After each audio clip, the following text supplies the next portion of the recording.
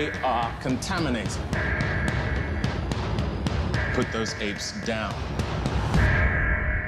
You have no idea what you're dealing with.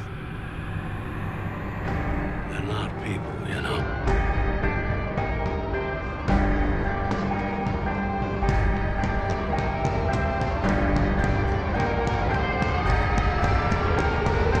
Hi, I'm Jay. I'm Mike. And today we're reviewing Rise of the Planet of the Return of the Apes That Came. And we're not talking about Jay's relatives. Nope, we're talking about Mike. Truly, we're reviewing Rise of the Planet of the Apes. The long-winded title. Everyone's saying this is the summer hit. This is it. No, It's it not. isn't. No, it isn't.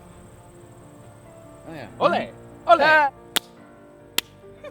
If anyone's seen Planet of the Apes, you should go see it. It is a classic. It was based on a novel written in 1963, then filmed with Charlton Heston in 1968. Now, what's confusing about this remake, reboot, prequel is that it's not a prequel. The fourth Planet of the Apes movie in the series, called Conquest of the Planet of the Apes, is actually a very similar plot. And this is not a remake of this movie, it's a reboot, it's a reimagining. Apes! Into the plot. So you want to do it? You do it. So the plot is, it follows this genetics company that's trying to produce a drug that cures all types of different... Specifically Alzheimer's. Yeah, Alzheimer's. Alzheimer's. Alzheimer's. Thumbs up our videos.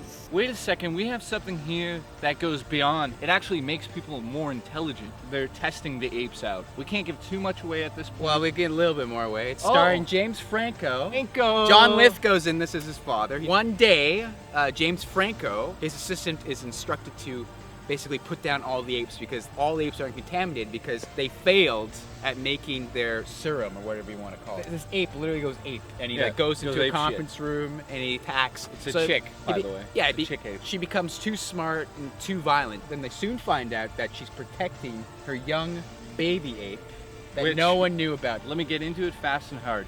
You have Just a like giant, love. just like my love. With the nurse. Giant corporation that has tons and tons of money behind it. Giant facility where they can do tests on any of the apes at any time of the day. They can look at the data. Scientists. They should know everything about the apes. The biology, everything. As soon as the apes come into the facility, they probably should test the apes. This is the blood count. This ape might be pregnant. They fail at doing that, which is a huge plot hole. This little plot hole is the excuse for the whole franchise. Or the reboot. Well, the reboot. But figure this one out for me, guys. There's a huge lab, and this ape comes in and it's pregnant.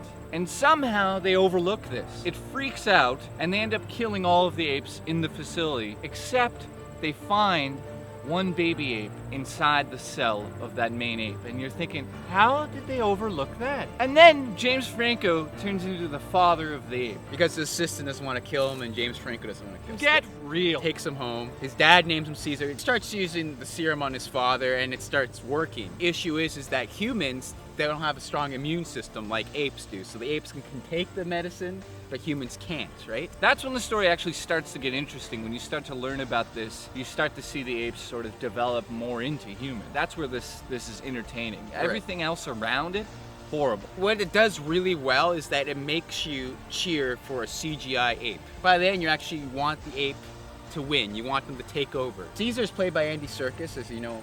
Gollum. Weta came in, Weta Digital, they wet you up. Yeah. And I'm sure he probably plays a lot of the other apes in the film. Yeah. He's also well known for playing King Kong. The computer animation is spectacular. There's some moments when you're kind of like, too much CGI. When it really comes down to Caesar himself, very good. When I left the theater, I was very disappointed. The last 15 minutes was the only part of this movie worth watching. Get to the part where the apes escape. Everything in this movie was predictable. There was going to be a good ape and a bad ape. The way that they showed this bad ape was hilarious. Like T-1000 ape. He walked around perfectly. These stupid gimmicks that they kept putting into the story, like, of course there's a good ape, Caesar's gonna save everyone, you think, but in the end, that's the 15 minutes that are worth watching. That was a solid part of the movie. I think the story really was supposed to be about Caesar and James Franco. That was the main connection that sort of gets disconnected, that causes the fight between humans and apes. And for me, that doesn't get pulled off at all. That's where our opinions differ. I think, yes, it was a long explanation, but I think it was a necessary explanation for character development.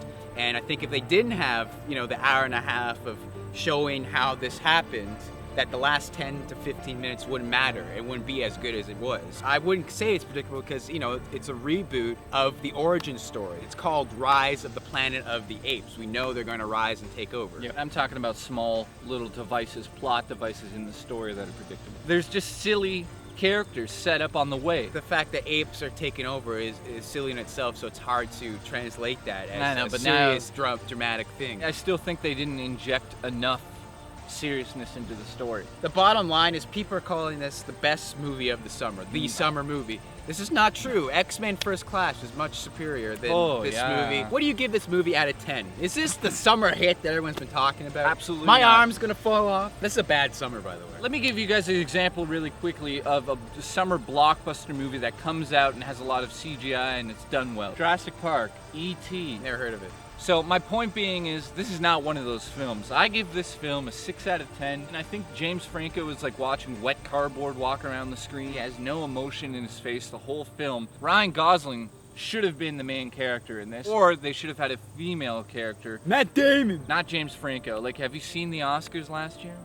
The whole love story is ridiculous. The CGI is good in some moments, but it's not the best you're ever gonna see. The last 15 minutes are a solid film. Get to the part where the apes take over. I know it's gonna happen. And John Lithgow is hilarious in this role, even though he's not supposed to be. A little different opinion. I liked it a little bit more than you. I gave it a 7.5.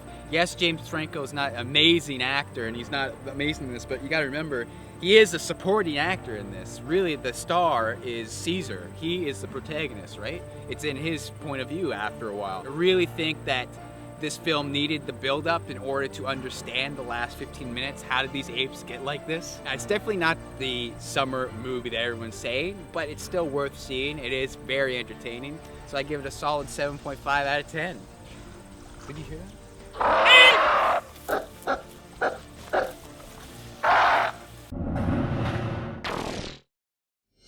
Whole idea about how he falls in love with a paleontologist? What is it? The whole idea. Why should they be good and long? Well, because you fuck up a lot. Ready? Okay, ready? Now, Kumbala was made in 1968.